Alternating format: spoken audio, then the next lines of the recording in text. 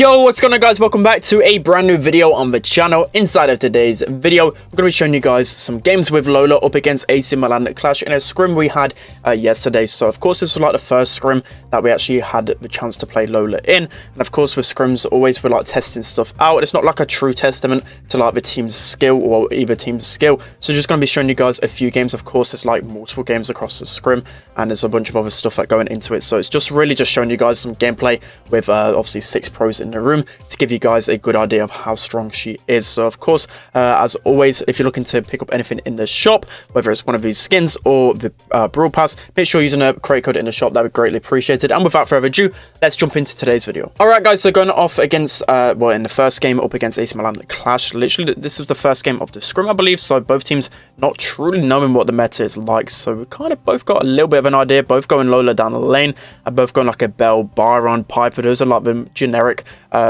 brawlers to use on this map.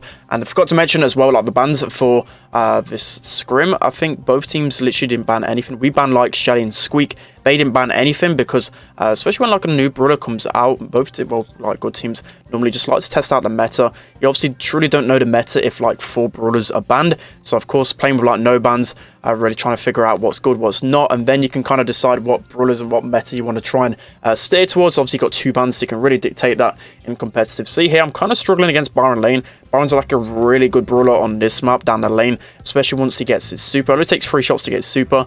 A lot of times he can just push up and just splash your enemies when they're 1 shot, so that's why he's so good.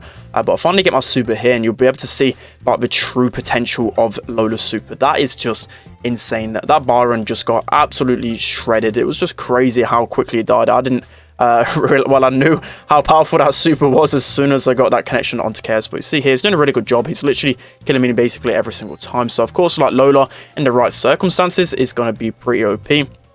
The amount of DPS she does, but I reckon over time people start to learn how to play against her. I don't think she's like truly game breaking on a bunch of different maps. But see here, I use my super just to tank for me. A lot of times you can just do that with a gadget. It has so much HP. I forgot how much HP it actually has. Of course it doesn't move, but it's just basically a big tank. So that's why people think that Penny's going to be a good counter to Lola, just because of that kind of mechanic. A lot of people, what I've been watching as well, just literally use that super as like a body shield and just use it just to tank a bunch of damage, and the Lola just stands behind the little pet and just well, obviously does a lot of damage. So that's kind of how it's been played. So I've not really done too much side of this game. Got literally like 1 kill, but just like the overall pressure, I think we're able just to collect most of the gems. So that's going to be the first game right there. Let's hop into the next one. All right, guys, so moving on to the next game and the next map. So we have Ring of Fire here. Of course, this is like the map that everyone says is like our worst. We've actually got pretty good at Ring of Fire right now, but I'm showing obviously again selected games. I'll probably show like a couple of losses from our side,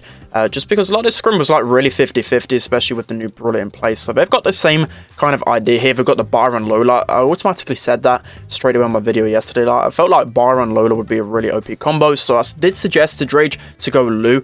We did face someone in a scrim, I think yesterday or the day before, that were using Byron Lou, and it just seemed like really strong, especially with like Meg being so strong on this map. Lou's just going to farm super off her really easily, so that's kind of the tactic right here. So Lenane does get the upper hand on Tom right there.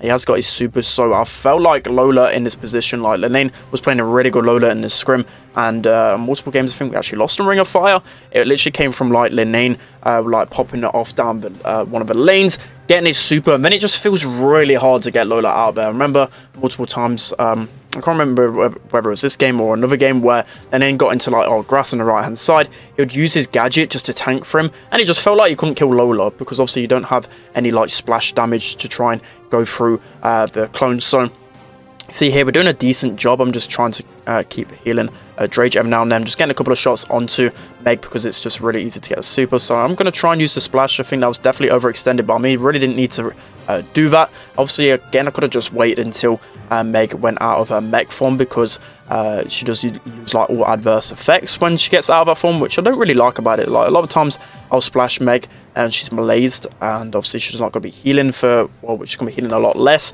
but then she goes back into a normal form and then she loses that effect. So it does kind of annoy me. I wish to kind of change that, but anyways, we're going to see right here. So Lou is actually going to be pretty decent against the clone as well, because you can stun it with some easy attacks, which I felt like was another underrated mechanic. Maybe you might see like Lu is a decent counter. I think Lu's got to be one of the strongest counters just literally because of that freezing mechanics. So you can see here, Drage is just cycling supers over and over again. I think this is like one of the only maps I can see Lu being viable on, by the way. Don't really see him being used too much anywhere else. So again, Drage just getting some good healing.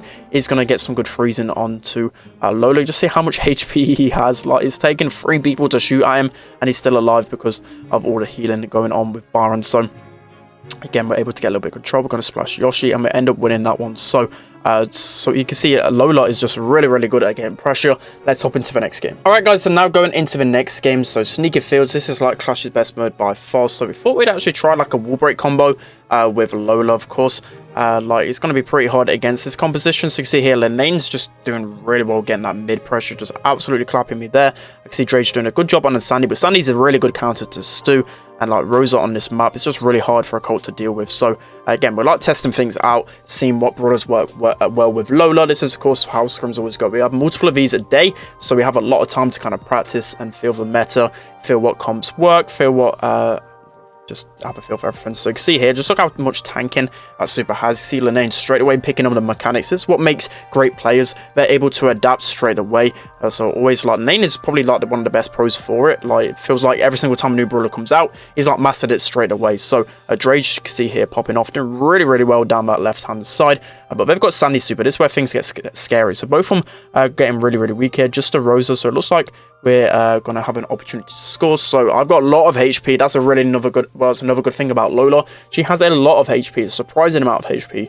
I think it's like 5.5, which is definitely nothing to be scared of. So you can see here again, I'm going to place my gadget in mid, and just look at that. You got 2 brawlers just shooting down the mid. Somehow Rose is able to sneak. I think she kind of realizes that I'm low on ammo. She then has to slow as well, and with this shield we're just not able to do anything. So there, Qlash having an amazing comp right there. I think that's a really good one. You got the Lola in mid, probably able to be a lot of different mids on Sneaker Field, and then Sandy, Rosa just really good on Sneaker Fields as well. So that's going to be Sneaker Fields with Lola in play. Let's hop into the next one. Alright guys, so moving on to the final game of the video then. So you can see Factory Rush here. So this is actually one of the early games we managed to do well in on Factory Rush. We're trying to load her out, I think, in every single game, and I think we only won like 1 or maybe 2 out of 4 the games that we played on this map. So Lola, I think it's going to be really good on Siege. Once well, get a few games in, kind of master how to play her on Siege, I feel like she's going to be insanely strong because you've got multiple mechanics that are going to be pretty broken in my opinion. So with Lola,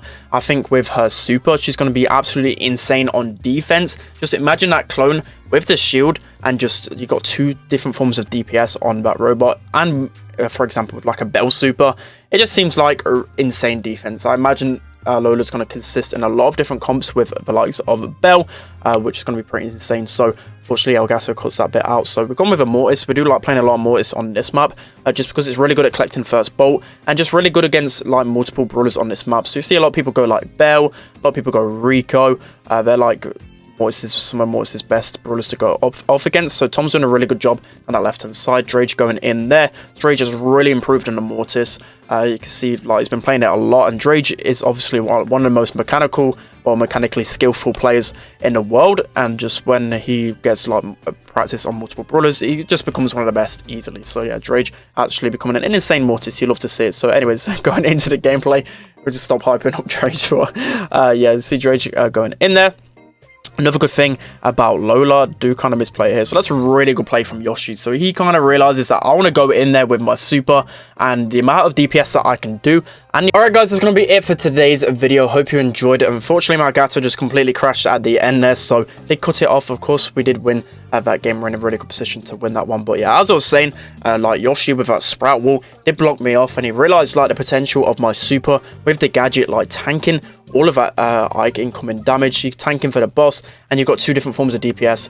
It feels like you're just going to completely shred with Lola on Siege. But yeah, that's kind of my opinion on Lola at the minute. I feel like Lola's in a decent spot. I don't think she's going to be in like every single composition, but I think on certain maps she's going to be pretty insane. And I feel like she's pretty flexible. You can play her as a mid, you can play her as a lane. I think she's a really strong brawler in my opinion, probably around the top 10 right now. So yeah, that's going to be it for today's video. I hope you enjoyed. Don't forget to like, comment and subscribe, and I'll see you guys next time.